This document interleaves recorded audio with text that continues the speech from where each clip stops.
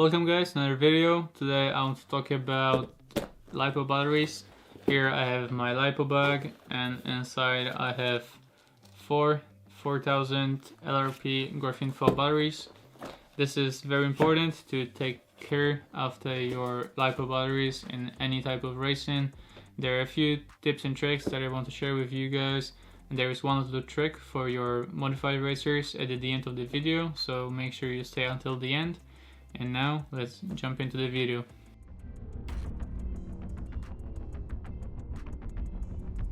To begin with, I think the most important thing when we're talking about taking care of your Lipo battery is at the beginning, and if you have enough time, then every time discharge it fully to 3.3 volts per cell and then charge it to the voltage you would like to. This just clears out all the I can say like debris in the battery, and then you can charge it fully from full discharge and charge it to 4.2 per cell or whatever amount you want to, and this just makes the lifespan of the battery a bit longer, helps it perform better, and just gives you the better performance out of the battery. Second most important thing about Lipo batteries is storage, charging them after a race or when you have a break. Like now, nowadays we're getting the chance to go outside a bit more, but previously when you're at home, the best thing you can do for the battery is to put it in the storage mode. Maybe some chargers do not have that.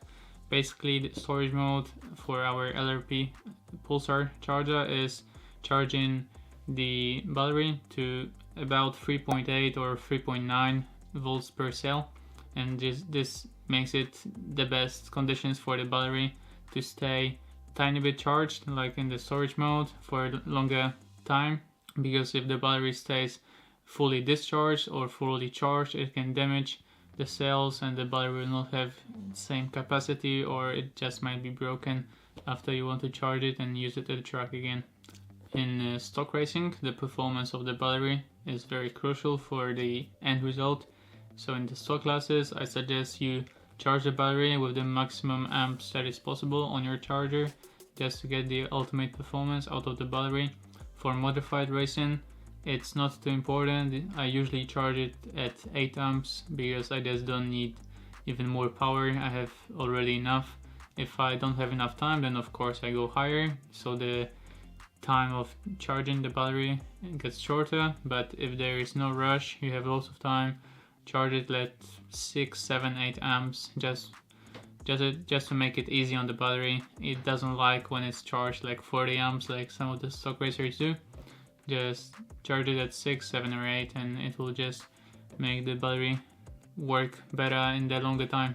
As you guys can see, in my Lipo bag I only have the 4000 type battery because that's the only one I use in off-road racing, and also I started running some touring car recently on carpet and I also use the 4000 battery, but probably in the future I'll definitely use some of the normal longer packs for touring car, but for now we'll stick with off-road.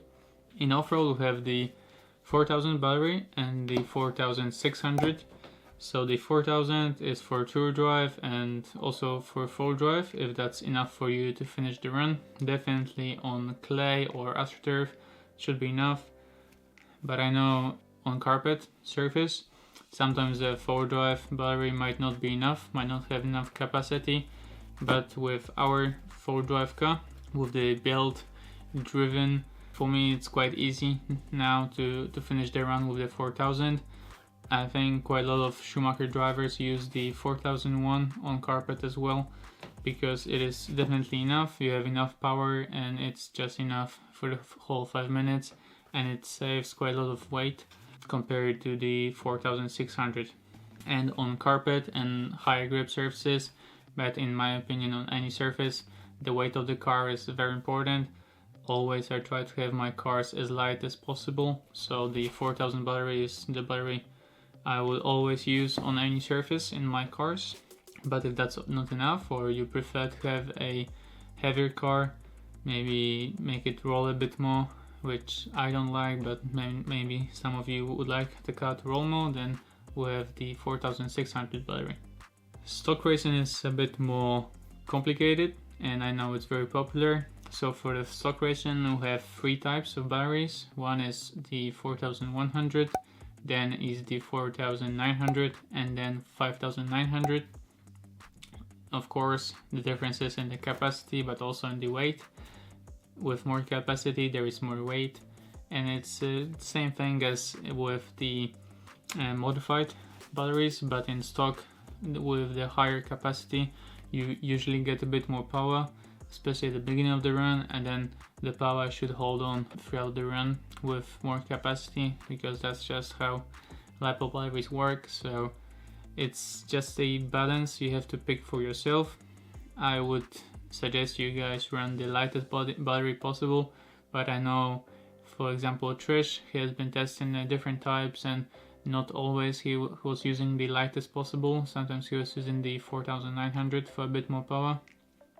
So you just need to find the right balance for yourself, and at the track, I'm sure it will be different for a different style of track, because if it's a very tight track, you might not need that much power, but then you also use quite a bit of the battery capacity because you're constantly on the throttle or brake.